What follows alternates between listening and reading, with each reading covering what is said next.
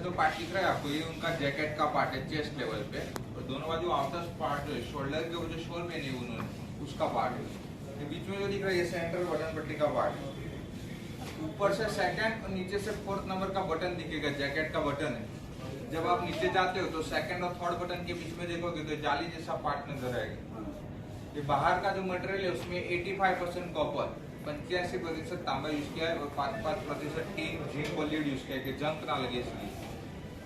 पैर से लेके सिर तक 6500 अलग अलग पार्ट्स लगाए गए। हर एक पार्ट्स को नंबर दिए गए, आपको येलो स्टिकर में दिखाएगा, येलो टैग में। इन फ्यूचर कोई भी पार्ट डैमेज होता है तो उसके नंबर से अपने इजीली रिप्लेस कर सके, इसलिए वो टैग दिया है। 1700 मेट्रिक टन ब्रोंज यूज किया है, बाहर का आवरण जिससे अपने स्टैच्यू के कपड़े केयर कर सकते हैं। 1700 मेट्रिक टन।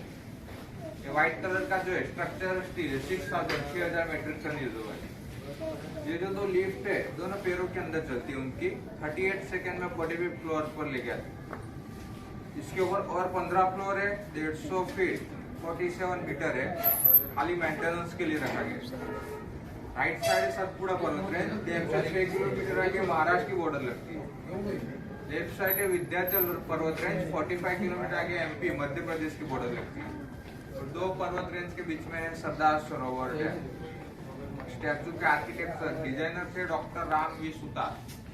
इस पे वर्क किया L&T कंपनी ने।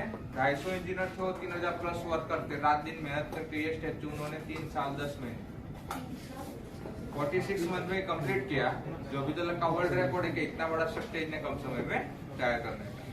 अभी आपको यहाँ से बाहर का व्यू देखना है, बाद में इंटरनल स्ट्रक्चर बताया गया, पैर से लेकर सिर तक स्टैचू कैसा बना है। पीछे बैक व्यू है, पीठ का हिस्सा।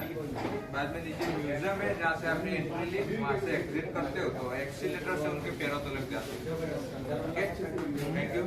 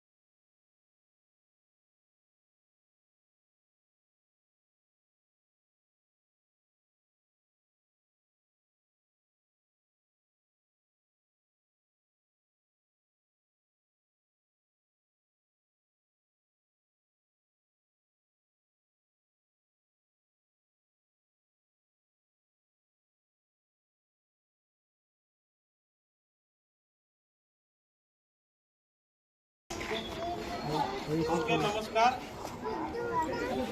बोलिए। नमस्कार। पूरी एनर्जी खलास। स्टैच्यू ऑफ यूनिटी में आप सबका हार्दिक स्वागत है। Thank you. Statue of unity बनाने का मेन पर्पस है लोगों के मन में एकता की भावना जगाना। ठीक है, तो स्टैच्यू ऑफ यूनिटी का निर्माण किस तरह हुआ वो सबसे पहले हम जानेंगे। तो नदी के बीच की जगह है, ये नदी नर्मदा नदी है जो अमरकंटक एमपी से होके आती है और भरूच के पास खंभात के आकार में मिल जाती है। टोटल 1312 किलोमीटर इसकी लेंथ है नदी की।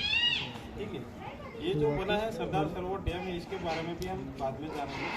तो स्टैच्यू ऑफ यूनिटी का निर्माण किस तरह हुआ, तो एक माउंटेन था जहाँ पे हम खड़े हैं, उसके नीचे एक माउंटेन था जिसको कट करके लेवल किया गया और लेवल करने के बाद 2 पिलर्स निकाले।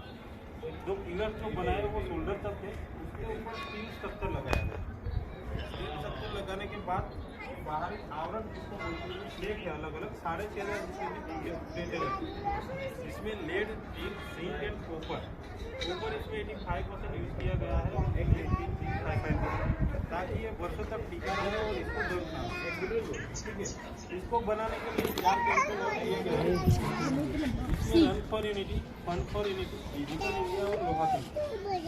रन फॉर यूनिटी में जो फोर्स के लोग जो है जवान, उन्होंने दौड़ लगाई, फूल टूर जीते। फिर fund for unity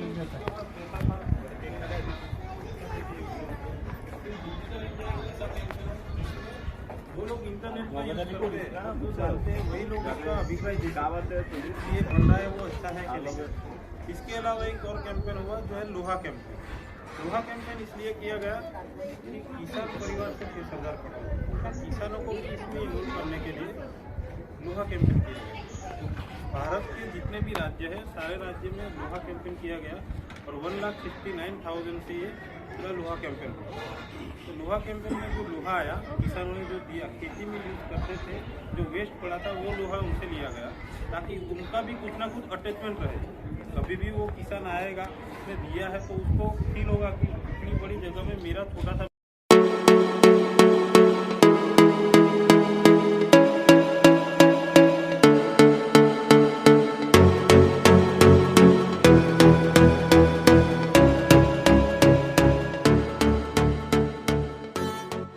One, two, three, four.